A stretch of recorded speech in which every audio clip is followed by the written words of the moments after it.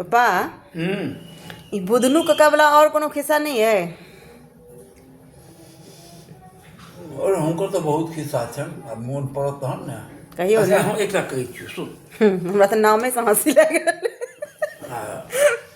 अथी रीमा पीसी के बियाह भेल धकजरी ड्योढ़ी। हाँ तो रीमा पीसी छी ननकू बाबू के मदर। अच्छा। तो ओ रीमा पीसी के बियाह भेल। हाँ तो जरौर में हाँ।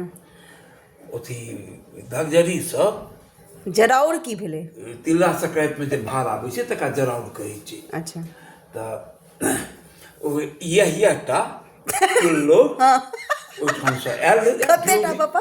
यहियाटा रहे बनेने के थे ओकरा? जे बनेने ओहि ड्योढ़ी वाली बात रहे एलै। हाँ तो ई आ इंद्रू कक्का, महेंद्र कक्का आ बुधनू कक्का ई सब पढ़े ला जात।